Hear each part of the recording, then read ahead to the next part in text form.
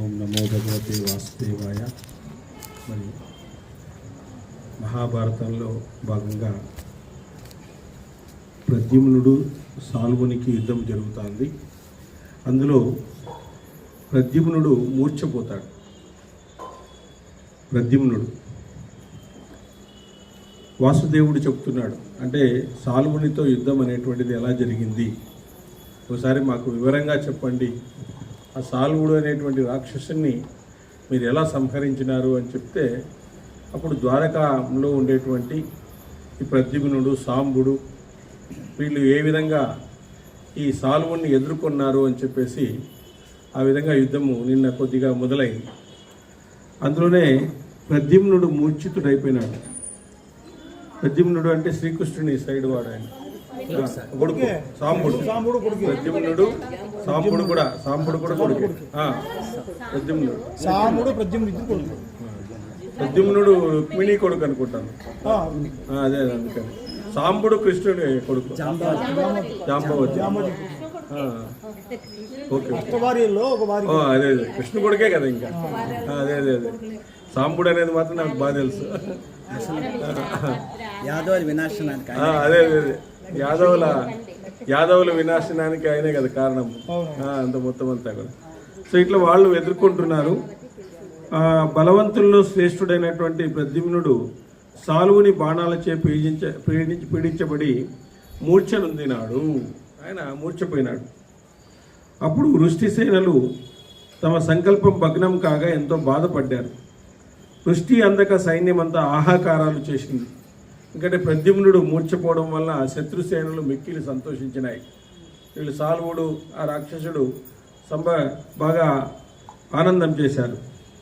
మూర్ఛనొందిన ప్రద్యుమ్నుని చూసి సుచిత్రుడైన దారు అతనికి దారు అనేటువంటి సారథి ఉండేవాడు. ప్రద్యుమ్నుని దారుకి అనే సారథి వేగంగా పరిగెత్తే గుర్రాలతో ఉన్న రథాన్ని యుద్ధం నుంచి దూరంగా తీసుకుని వెళ్ళాడు.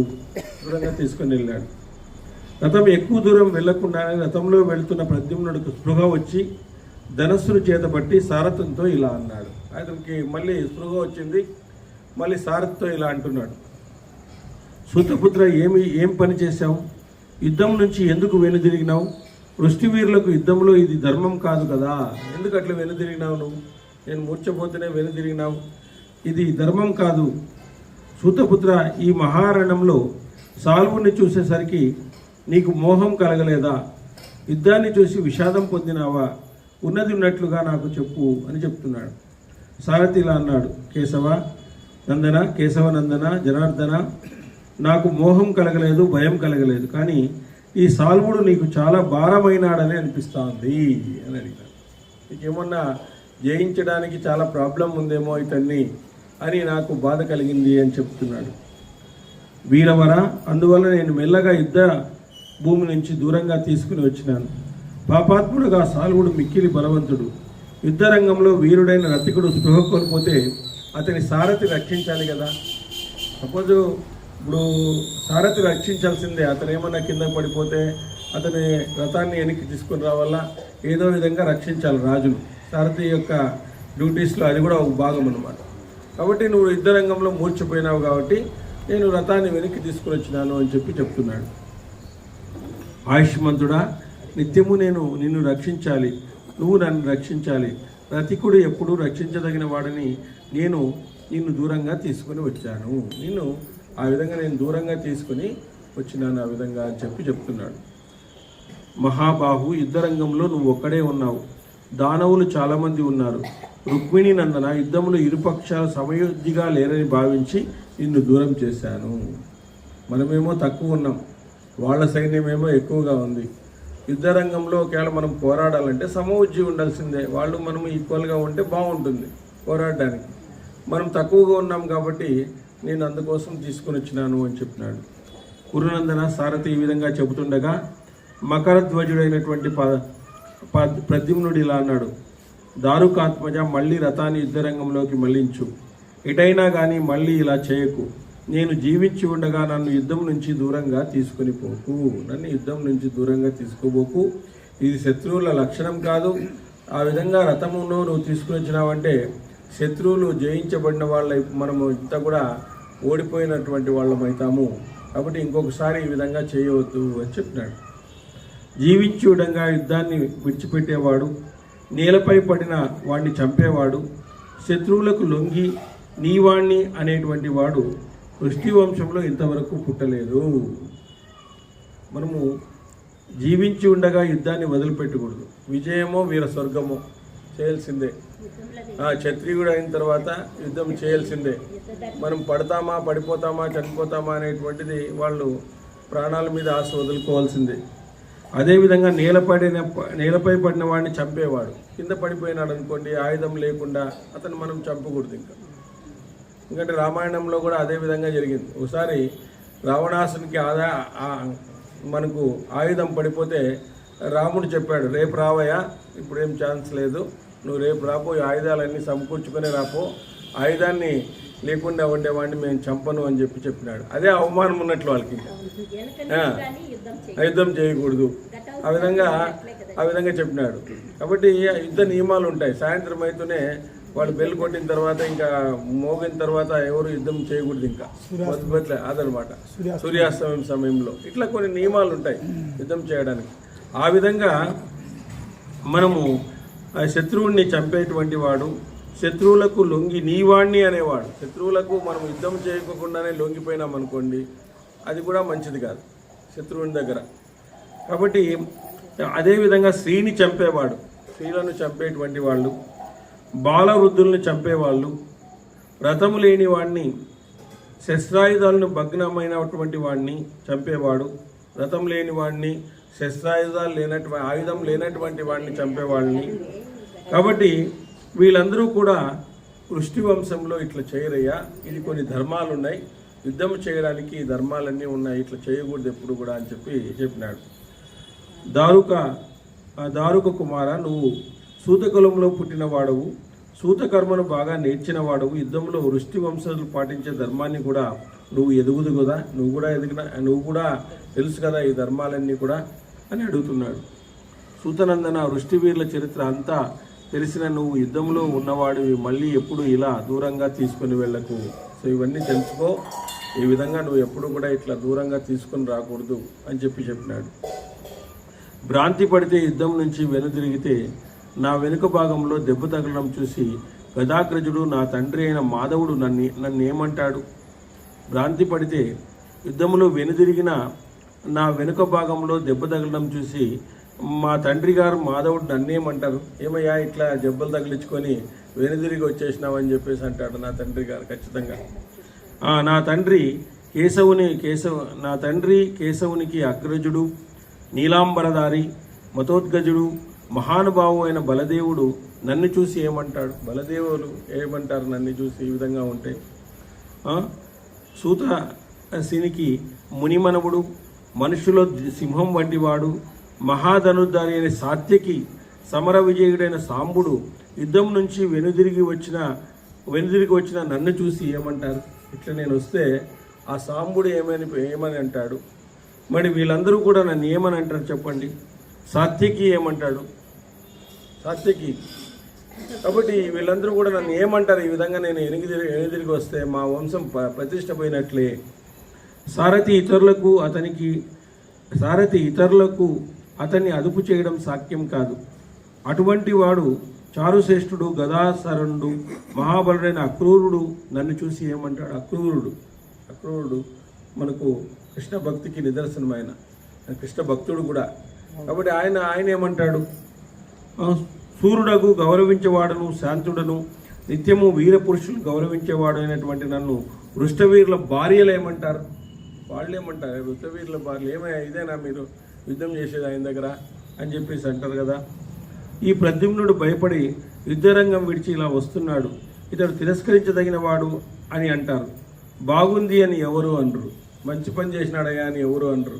ఈయన యుద్ధరంగం నుంచి నిష్క్రమించి పరిగెత్తి వచ్చేసినాడు అని చెప్పేసి వీళ్ళందరూ అంటారు. కాబట్టి ఈ విధంగా నాకు కానీ నా వంటి వారికి కానీ ఇటు ధిక్కార వచనంతో పరిహరించబడ్డము మరణశిక్ష కంటే ఎక్కువ. శత్రువును ఈ విధంగా యుద్ధం నుంచి వెనుదిరగడము, యుద్ధము చేయలేక వెనక్కి వెళ్ళిపోవడము, ఇవన్నీ జరిగిందంటే అది మరణశిక్ష కంటే చాలా ఎక్కువగా అవమానం ఉంటుంది మాకు క్షత్రియులకు. కాబట్టి అందువల్ల మళ్ళీ ఎప్పుడూ ఇలా చేయకు అని చెప్పినాడు అనమాట. మధుసూదనుడైన నా తండ్రి శ్రీహరి ఈ భారాన్ని నాపై ఉంచి భరత సింహమైన ధర్మరాజు చేసే యజ్ఞానికి వెళ్ళాడు. నా మీద ఉంచినాడు. ఎవరైనా వచ్చినా ద్వారకను మీరే కాపాడాలని చెప్పేసి నా మీద ఉంచినాడు. ఈ బాధ్యతనంతా కూడా నా మీద ఉంచినాడు. ఈరోజు నేను చేసిన అపరాధము సహింపశక్యం కానిది, చాలా సహింపశక్యం కానిది. ఏదైతే కూడా సూతపుత్ర సాల్వుని ఎదుర్కోవడానికి వెళ్తున్న వీరుడైన కృతవర్మను నేనే నివారించాను. సాల్వుని నేనే అడ్డుకుంటాను, నువ్వు ఉండు అని కూడా చెప్పినాను. వేరే వాళ్ళు కృతవర్మ వీళ్ళందరూ కూడా పోతుంటే మీరు ఉండండి అయ్యా నేను జయించుకొని వస్తాను అని చెప్పినాడు. వాళ్ళు ఇప్పుడు ఏమంటారు? నన్ను ప్రగల్భాలు పలికితే కదా ఏం చేసి ఇప్పుడు అంటారు. కాబట్టి ఈ విధంగా హృతకాత్మజుడైనటువంటి కృతవర్మ నన్ను గౌరవించి వెనుదిరిగినాడు. ఇప్పుడు ఇలా యుద్ధాన్ని వెళితే ఆ మహావీరునికి మహారథునికి నేనేం సమాధానం చెప్పాలి చెప్పండి? శంఖ చక్ర గదాయుధాలు ధరించి అజేయుడైన పుండరీకాక్షుడు నన్ను సమీపించినప్పుడు నేను ఏం చెప్పాలి మా నాన్నకి? మనము ఈ వంశంలో వృష్టి వంశంలో పుట్టినటువంటి వాళ్ళము, ఎంత గొప్పవాళ్ళు. అయోధ్యనే ద్వారకనే ఏ విధంగా ఉంది, ఏ విధంగా శత్రు దుర్భేద్యంగా ఉంది. అది అక్కడ అన్ని అరేంజ్మెంట్స్ జరిగిపోయినాయి. ఎవరు కూడా వచ్చే అవకాశం లేదు. దాంట్లోకి దూరేటువంటి అవకాశమే లేదు. నిన్ను వర్ణించినాడు కదా ద్వారకను గురించి. ఆ విధంగా ఉండాలన్నమాట. ఆ విధంగా ఉంది ద్వారక. నవద్వారాలు కలిగినటువంటి ద్వారక. అదేవిధంగా సాత్యకి బలదేవుడు అంధకరుష్టులు వీళ్ళు ఎల్లప్పుడూ నాతో పోటీ పడుతుంటారు. వాళ్ళకి నేనేం చెప్పను? సూతపుత్ర యుద్ధాన్ని విడిచి శత్రువుల బాణాలచే నీవు కొట్టబడి మూర్ఛితుడై నీ చేత దూరంగా రాబడిన తర్వాత నేను ఏ విధంగా జీవించి ఉండగలను? నువ్వు ఈ విధంగా చేసిన పని ఉందే, నేను ఏ విధంగా జీవించాలి చెప్పండి. చూడండి, ఒక చిన్న అవమానానికి వీళ్ళు ఎంత బాధపడుతున్నారు. క్షత్రియులు అనేటువంటి వాళ్ళు ఆ విధమైనటువంటి తప్పు చేసినప్పుడు వాళ్ళలో పశ్చాత్తాపం ఎంత పడుతున్నారు చూడండి. శత్రువులు ఆ క్షత్రియుడు ఈ విధంగా చేయకూడదు అని చెప్పేసి వాళ్ళ వంశాచారాన్ని వాళ్ళు ఎట్లా నిలబెడుతున్నారు చూడండి. ఏ విధంగా వాళ్ళు బాధపడుతున్నారు. దారుకనందన, అందువల్ల శీఘ్రంగా మళ్ళీ యుద్ధరంగానికి తీసుకుపో. ఇకపై ఆపద సమయంలో కూడా నువ్వు ఆ విధంగా చేయవద్దు. ఆపదలు వచ్చినప్పుడు కూడా మనం ఈ విధంగా చేయకూడదు. శత్రువుని ఎదుర్కోవాల్సిందే. శత్రువుని ఎదుర్కోలేకుండా పోయినా మనకు అయిపోయింది. ఇప్పుడు మనలో కూడా శత్రువులు ఉన్నాయి.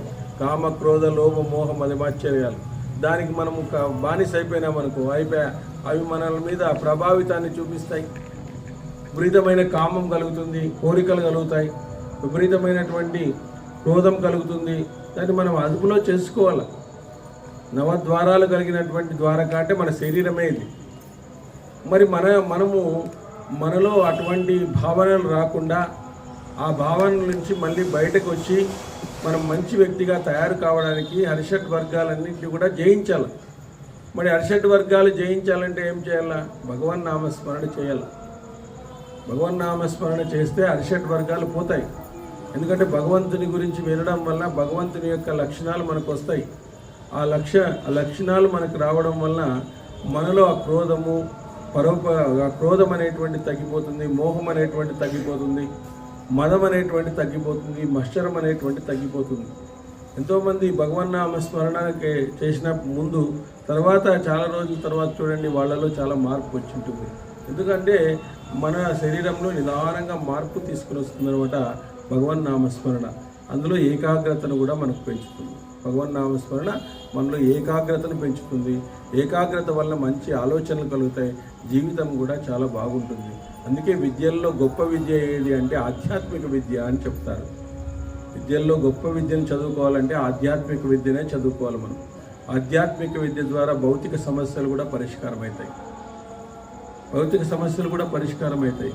ఇప్పుడు ఒక కోరిక పుట్టిందనుకోండి, నాకు ఆ వస్తువు అవసరమా లేదా అని మనం డిసైడ్ చేసినామనుకో, కోరిక తీరిపోయినట్లే. అవసరమైతే కొనుక్కొని వచ్చుకుంటే అయిపోయాయి, అంతే. రెండే విషయాలే ఆడ ఉండేది.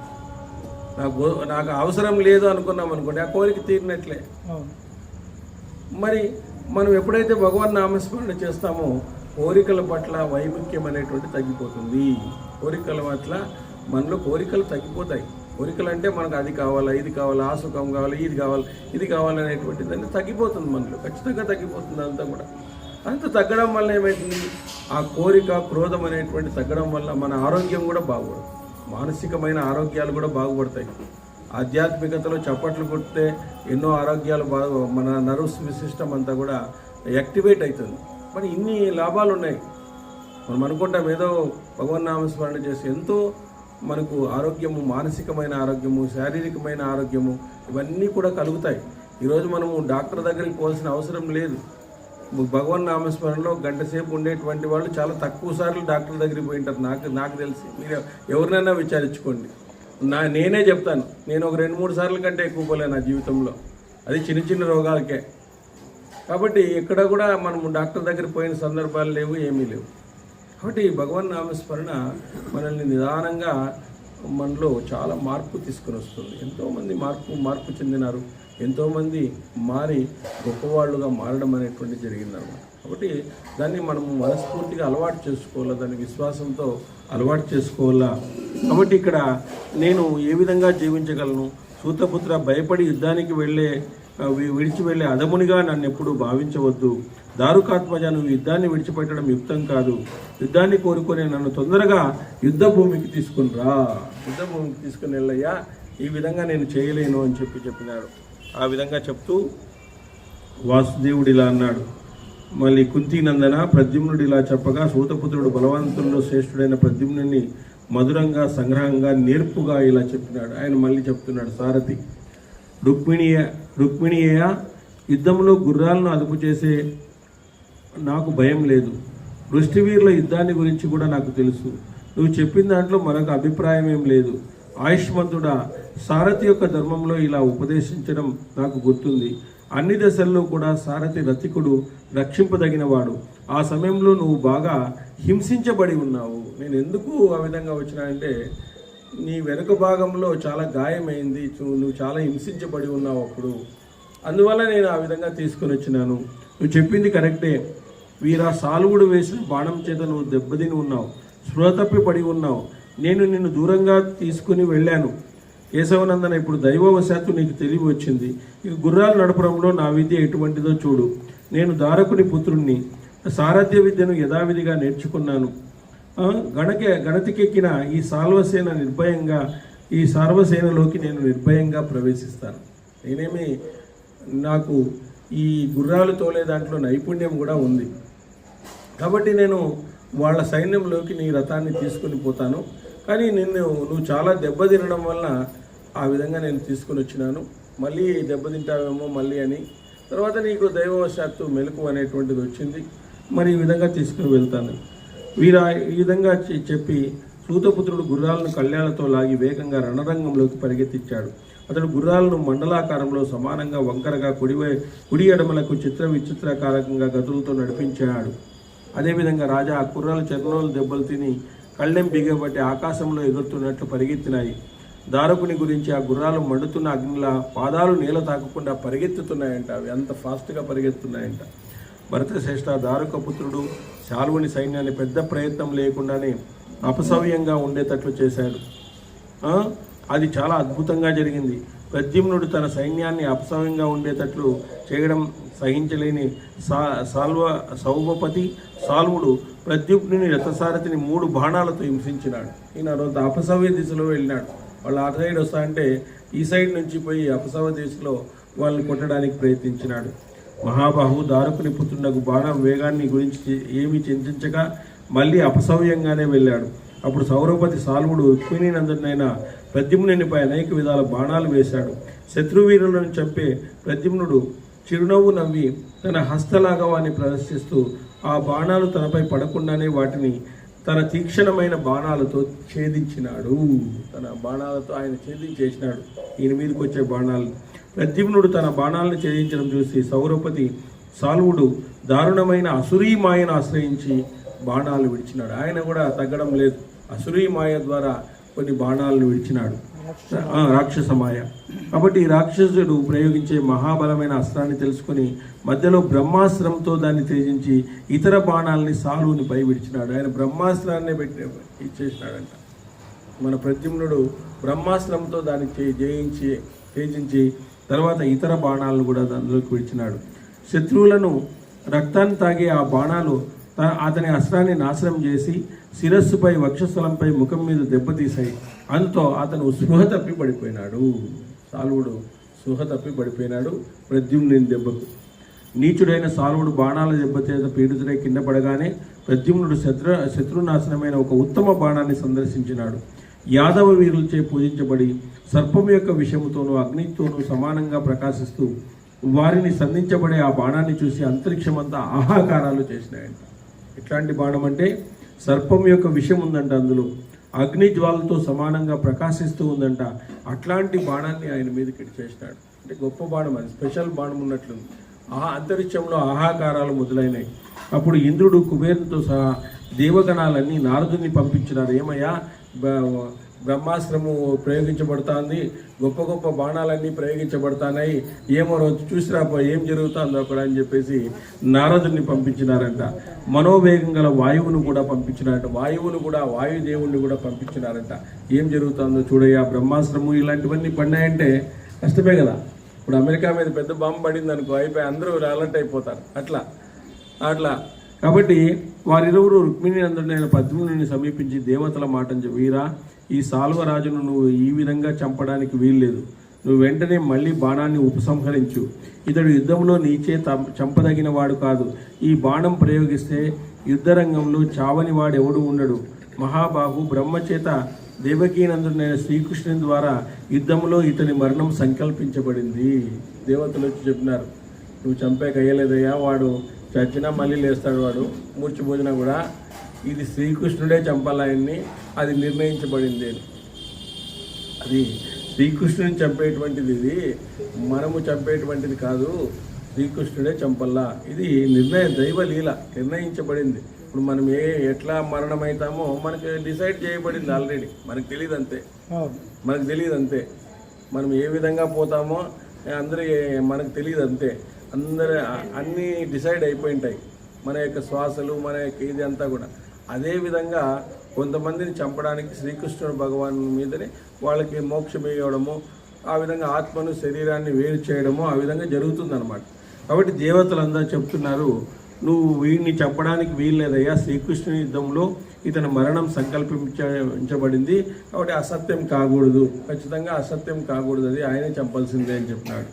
ఆ మాటలు విని మిక్కిలి ఆనందించిన ప్రద్యుమ్నుడు ఉత్తమమైన ఆ బాణాన్ని శ్రేష్టమగు ధనస్సు నుంచి ఉపసంహరించి అంబుల పొదిలో ఉంచినాడు. రాజేంద్ర ఆ తర్వాత సాల్వుడు లేచి ప్రద్యుమ్నుని బాణాలచే ప్రేరించబడి ముక్కిలి దుఃఖిస్తున్న మనసుతో సైన్యంతో త్వరగా యుద్ధ రంగం నుంచి నిష్క్రమించినాడు. రాజేంద్ర క్రూరుడైన ఆ సాల్వుడు వృష్టి సైనికులపై హింసించబడి ద్వారకాను విడిచి సౌవ విమానం ఎక్కి అంతరిక్షంలోకి వెళ్ళిపోయినాడు. వాడు తెలివి వచ్చేసింది, వీళ్ళంతా వెళ్ళిపోయినారు, వాడు విమానం ఎక్కేసి వెళ్ళిపోయినాడు. అయ్యే కథ కాదరైంది అని చెప్పేసి ఇంకా ఆ విధంగా వచ్చేసినాడు. ఇప్పుడు కృష్ణునికి సాల్వునికి భయంకరమైన యుద్ధం జరుగుతుందన్నమాట. ఇప్పుడు మరణిస్తాడు. వాసుదేవుడిలా రాజా, నీ రాజసూయ మహాక్రతు పూర్తి అయిన తర్వాత సాల్వ విముక్తమైన ఆ నర్త నగరానికి వెళ్ళాను. మహారాజా, అక్కడ వెళ్ళిన నేను ఐశ్వర్యహీనమై సాధ్యాయ వషట్కారాలు లేని అలంకారం లేని శ్రీవలే ఉన్న ద్వారకను చూసినాను. వీడంతా కూడా ద్వారకను నాశనం చేసినాడు. వచ్చి నేను లేనప్పుడు ద్వారకనంతా కూడా నాశనం చేసినాడు. అలంకారం లేని స్త్రీగా ఉంది అదంతా కూడా. ఆ విధంగా చూశాను నేను. అలంకారం లేని స్త్రీగా ఉంది, ఐశ్వర్యహీనమై ఉంది. ద్వారకలోని ఉపవనాలు నామరూపాలు లేకుండా ఉన్నాయి. అన్ని వనాలన్నీ పీకేసినారు వీళ్ళ యొక్క సైనికులంతా కూడా. వాటిని చూసిన నాకు సందేహం కలిగింది. అప్పుడు కృతవర్మని అడిగాను, నరశ్రేష్ఠ, వృష్టి వంశంలోని స్త్రీ పురుషులంతా మిక్కిలి అస్వస్థులుగా ఎందుకున్నారు? యథార్థాన్ని వినాలని. ఎందుకయ్యా అందరూ చాలా ఏదో దెబ్బలు తిన్నట్లు వాళ్ళుగా ఉన్నారు, ఏదో అలసిపోయినటువంటి వాళ్ళుగా ఉన్నారు, అస్వస్థులుగా ఉన్నట్లున్నారు. ఏం జరిగింది? నేను అక్కడ ఉన్నప్పుడు అశ్వమేధ యాగంలో ఉన్నప్పుడు ఏం జరిగింది అని అడిగినాడు. అడిగితే నేను ఇలా అడగగానే సాల్వుడు ద్వారకను చుట్టుముట్టడము మళ్ళీ విడిచిపెట్టడం అంతా వివరించి చెప్పినాను. నేనంతా చెప్పినాను. సాల్వుడు వచ్చినాడు, ఈ విధంగా అనేక ఉద్యానవనాలు ధ్వంసం చేసినాడు, మరి ప్రద్యుమ్నునితో అందరితో యుద్ధం చేసినాడు, ఈ విధంగా జరిగింది అని చెప్పేశాడు. భరతశ్రేష్ఠ చెప్పింది విన్న తర్వాత సాల్వ రాజ వినాశనానికి అప్పుడే సంకల్పించినాను. నేను అప్పుడే వీడిని చంపేసేయాలి, ఇంకా నా లిస్టులో వీడు ఇంకా ఉన్నాడు, వీడిని చంపేసేయాలని సంకల్పించినాను. అనంతరం నగరంలోని జనులందరినీ ఊడరించి రాజు ఉగ్రసేనుడు, తండ్రి వసుదేవుడు, సృష్టి వంశస్థులందరినీ ఉత్సాహపరుస్తూ, యాదవ శ్రేష్ఠులారా, నగరంలో ఎప్పుడూ రక్షణ విషయంలో అప్రమత్తంగా ఉండాలి. చూడండి, మీరు ఈ విధంగా ఉండడం వల్ల ద్వారకా నగరం కళావిహీనమైంది, అలంకారం లేని స్త్రీగా మారిపోయింది, వషట్కారాలు లేనటువంటి ఒక ఊరిగా ఉండిపోయింది. కాబట్టి నేను సాల్వరాజును నాశనం చేయడానికి వెళ్తున్నాను. మీరు ఈ విషయంలో నిశ్చయంగా తెలుసుకోండి. సాల్వుని చంపకుండా ద్వారకానికి నేను తిరిగి రాను. అందరికి ఊడరించినాడు. మీరు చాలా అప్రమత్తంగా ఉండాల్సింది. కానీ నేను అతన్ని చంపే వస్తాను, మీరంతా కూడా అప్రమత్తంగా ఉండండి అని చెప్పినాడు. సాల్వుని పాటు సాల్వ నగరాన్ని నాశనం చేసి మళ్ళీ మిమ్మల్ని చూస్తాను. శత్రు భయంకరమైన దుందువుని ముమ్మారుగా మోగించండి, ఒకసారి జయ జయ ధ్వనాలన్నీ కూడా మోగించండి అని చెప్పినాడు. ఆ విధంగా యదువీరులందరినీ ఊరడించినారు. వారంతా సంతోషించి, వెళ్ళు శత్రువులను సంహరించు అని నాతో చెప్పారు. ప్రసన్నుడైన ఆ యదువీరులంతా ఆశీస్సులతో నన్ను అభినందించినారు. విజయశ్రేష్ఠులు స్వస్తి వచనాలు పలికినారు. నేను శిరస్సును వంచి శివునికి నమస్కరించినాను. రాజా సైపియా సుగ్రీవాలనే గుర్రాలు పూల్చిన రథాన్ని ఎక్కి దిక్కులని ప్రతిధ్వనింపజేస్తూ శ్రేష్టమైన శంఖాన్ని పాంచజన్యాన్ని పూజించి చతురంగ బలంతో కూడిన విజయకాంక్షతో మహాసేనతో కూడి సాల్వుని పైకై నేను యుద్ధానికి వెళ్ళాను. అనేక దేశాలను దాటి, అనేక వృక్షాలను ఉన్న పర్వతాలను దాటి, నరదులను దాటి, సరస్సులను దాటి నరవ్యాఘ్ర అక్కడికి వెళ్ళి సాల్వుని సౌరవ విమానం ఎక్కి ఆ సాగర సమీపంలో వెళ్తున్నానని విన్నాను. అతను సాల్వుడు సౌరవ విమానం ఎక్కి ఇంకా సముద్రం దగ్గర అతను వెళ్తున్నాడు. ఇంకా అతన్ని వెనుక నుంచి అనుసరించినాను. సాల్వుడు సముద్రం దగ్గరకు వచ్చి మహాతరంగమున్న సముద్ర మధ్యంలో ఒక ద్వీపం చేరి అక్కడ సౌరవ విమానం ఎక్కి తిరుగుతున్నాడు. సముద్రం దగ్గరకు వచ్చినాడు. అక్కడ మధ్యలో ఐలాండ్ ఉంది. ఆ ఐలాండ్లో తిరుగుతా ఉన్నాడంట. వాడు విమానం వేసుకొని ఏం చేయాలా, వీళ్ళందరినీ కూడా వెనక్కి వచ్చేసినాను అని చెప్పేసి. ఆ యుధిష్ఠిర దూరం నుంచి నన్ను చూసి గర్వంతో ఆ దుర్మార్గుడు మాటికి నన్ను యుద్ధాన్ని ఆహ్వానించినాడు. నన్ను చూసినాడు వాడు, మాటికి నన్ను యుద్ధాన్ని ఆహ్వానించినాడు. నా శరద్ధనువు నుంచి వెలువడ్డ ప్రాణాంతకమైన బాణాలు అతని సౌర విమానాన్ని తాకలేదు. అయినా నాకు రోషం కలిగింది. నేను కూడా బాణాలు వేసినాను. కానీ వాడు కూడా గొప్ప తపస్వి కాబట్టి వాడిలో కూడా భగవత్ ప్రేరణ ఉంది. నేను వేసిన బాణాలు విమానానికి తగలలేదు అసలు, యాక్చువల్గా చెప్పాలంటే. రాజు ఎదిరింప సఖ్యం కానీ రాక్షస సౌదముడు సాల్వుడు కూడా నాపై వేల కొలది బాణాలను వర్షాధారం వలె కురిపించినాడు. నా మీద కూడా వాడు వేశాడు. భరతశ్రేష్ఠ, అతడు తన బాణాలతో నా సారథిని, గుర్రాలను, సైనికులను చెల్లాచెదురు చేసినాడు. మేము బాణాలను లెక్కపెట్టక యుద్ధాలు చేస్తూనే ఉన్నాం. తర్వాత సాల్వుడు అనుచరుడైన వీరుడు వంగిన కణువులు గల బాణాలను వేల కొద్దీ నాపై వేశారు. ఆ సమయంలో అసురవీరులు మర్మఘాతకులైన బాణాలతో నా గుర్రాన్ని, రథాన్ని, సారథి దారుకుణ్ణి కూడా కంపివేసినారు. మా రథాన్ని, గుర్రాల్ని, సారథిని కూడా కప్పివేసినారు. కనబడకుండా బాణాలతో అట్లా విధంగా వేశారు. ఆ సమయంలో నా గుర్రాలు, రథసారథి, దారకుడు ఎవరూ కనపడడం లేదు. ఆ బాణాలు నన్ను, ఆ సైనికులను కూడా కప్పివేసినాయి. సైనికులను కప్పివేసినాడంట వాడు. చూడండి ఎంత గొప్పవాడు వాడు. సైనికులు కూడా కనపడడం లేదు, రథం కనపడడం లేదు, సారథి కనపడడం లేదు, ఎవరు కనపడడం లేదు నాకు. ఆ విధంగా అయిపోయింది. అప్పుడు నాకు నా దివ్యమైన ధనస్సు నుంచి శాస్త్ర ప్రకారం అభినందించి వేల కొలది బాణాలు వేసినాను. ఇంకా తప్పదు, ఇంకా భగవత్ శక్తిని ఉపయోగించాల్సిందే అని చెప్పేసి నేను కొన్ని బాణాలను అభిమంత్రించి వాడిపై వేసినాను. అప్పుడు ఆ సౌర విమానం ఆకాశంలో క్రూసేడు దూరం వెళ్ళింది. తర్వాత నా సైనికుల లక్ష్య కనబడకుండా పోయింది. అనంతరము రంగశాలలో ఉన్న ప్రేక్షకుని వలె మా సైనికులంతా సింహనాదాలతో, కరతాళ ధ్వనులతో నన్ను సంతోషపెట్టారు. నా చేతి నుంచి వెలువడిన అందమైన అంచులు గల బాణాలు దానవుల శరీరంలో శలభల్లాగా ప్రవేశించినాయి. అనంతరం తీక్షమైన బాణముల చేత చంపబడిన సైనికులు మహాసముద్రంలో పడుతూ చేసిన శబ్దము చేత సౌర విమానంలో కోలాహలం బయలుదేరింది. మొత్తం ఆ సైనికులందరినీ చంపేసినాను. వాళ్ళంతా గట్టిగా అహాకారాలు వింటూ ఉంటే ఆ సౌర విమానంలో కలకలం బయలుదేరింది. ఎవరో చంపేదానికే వస్తున్నాడు, పూర్తిగా అని చెప్పేసి నా భుజస్కంధాలు తెగిన దానవులు కబంధుని ఆకృతిలో కనబడుతూ భయంకరమైన శబ్దం చేస్తూ సముద్రంలో పడుతున్నారు. అలా సముద్రంలో పడిన ఆ దానవుల సముద్రాన్ని నివసించే జంతువులు తింటున్నాయి. అటుపై గోకీర్ణము మల్లె వలె, చంద్రుని వలె, మృణాలం వలె, వెండి వలె తెల్లగా ప్రకాశిస్తున్న పాంచజన్యాన్ని పూరించినాను. నా బాణాలకు పడిపోయిన సైనికులు చూసి సౌరపతి సాల్వుడు నాతో మాయా యుద్ధం చేయసాగినాడు. ఇవంతా మొత్తం ఆ సైన్య శక్తినంతా కూడా నిర్వీర్యం చేసేసాడు శ్రీకృష్ణుడు. అప్పుడు వీడు మాయా యుద్ధంలోకి దిగినాడు అనమాట. మాయా యుద్ధంలోకి దిగినాడు వీడు సాల్వుడు. గదలు, హాలాలు, ప్రాసలు, శూలలు, కత్తి, పరాసురు, ఖడ్గాలు, శక్తులు, వజ్రాయుధ వృష్టి, బాణాలు, భుషండి మున్నగు ఆయుధాలు నాపై నిరంతరము ప్రయోగించినాడు. ఆ సాల్వుని మాయను నేను మాయ ద్వారా గ్రహించి నాశనం చేశాను.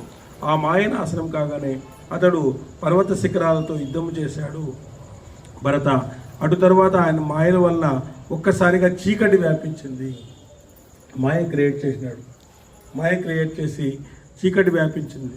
మళ్ళీ వెంటనే వెలుతురు రావడము, ఒకసారి ఆకాశంలో మేఘాలు కప్పడము, మరలా ఆకాశంలో నిర్మలంగా స్వచ్ఛందంగా ప్రవేశించడము. ఇట్లా అంటే మాయ వచ్చేసిందంతా.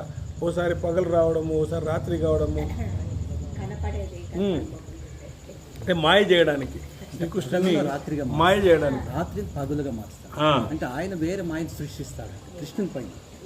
ఒకసారి చలి వ్యాపించడము, మళ్ళీ వేడిగా ఉండడము, నిప్పుతూలి శస్త్రాలు వశం కురవడము, ఈ విధంగా మాయతో సాల్వుడు యుద్ధము చేయ ప్రారంభించినాడు. వాడు కూడా మాయావి, చాలా మాయతో చేస్తున్నాడు.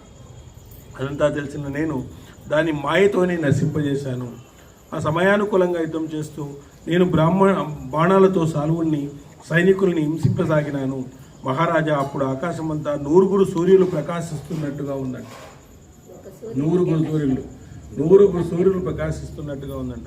ఆకాశంలో 100 చంద్రులు, 10,000 తారకులు ప్రకాశించినాయి. అప్పుడు రాత్రి పగలు తెలియడం లేదు, దిక్కులు తెలియడం లేదు. అందువల్ల భ్రాంతి కలిగిన నేను ప్రజ్ఞాస్త్రాన్ని ప్రయోగించినాను. ప్రజ్ఞాస్త్రము అనేటువంటి దాన్ని ప్రయోగించినాను. కుంతీనందన వాయువు చేత దూది ఎగిరిపోయినట్లుగా అస్త్రము చేత అతని మాయ దూరం చేయబడింది. అతని రోమాలు గగురుపాటు చెందేటట్లుగా యుద్ధం జరిగింది. రాజేంద్ర, అప్పుడు అంతటా ప్రకాశం రాగా శత్రువుతో నేను యుద్ధము చేయ ప్రారంభించినాను. ఈ విధంగా నేను యుద్ధము మళ్ళీ యుద్ధము మొదలుపెట్టినాడు. ఆ మాయ అంతా వెళ్ళిపోయింది. వాడు ప్రత్యక్ష యుద్ధానికి దిగినాడు. వానితో యుద్ధము చేయ ప్రారంభించినాడు. హరి ఓం స్వస్తి గోవింద. శ్రీకృష్ణుడు కూడా మూర్ఛనందుతాడంట. వాడి మాయ శ్రీకృష్ణుడు కూడా మూర్ఛనందుతాడంట.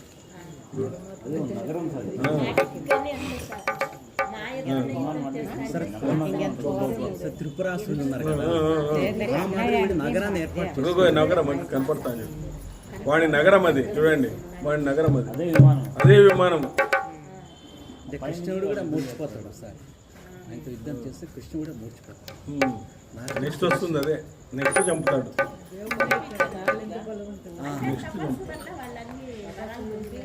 ఆ కాశీరాజ్ కుమార్ అమ్మమ్మ అవునవును అమ్మని చేసుకుంటాడు. మళ్ళీ అంబే తర్వాత సెకండ్ గోవింద. చిన్న వయసులో అంత గొప్ప.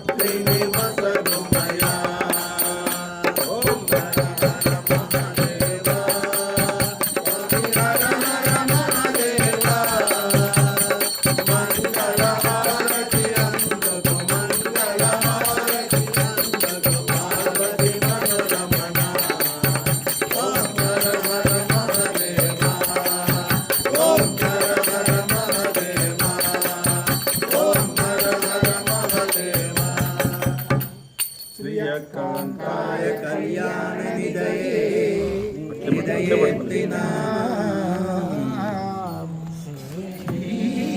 వెంకట నివాసాయ శ్రీనివాసాయ మంగళం నిత్యాయ నివద్దాయ సత్యానంద చిదాత్మనే సర్వాంతరాత్మనే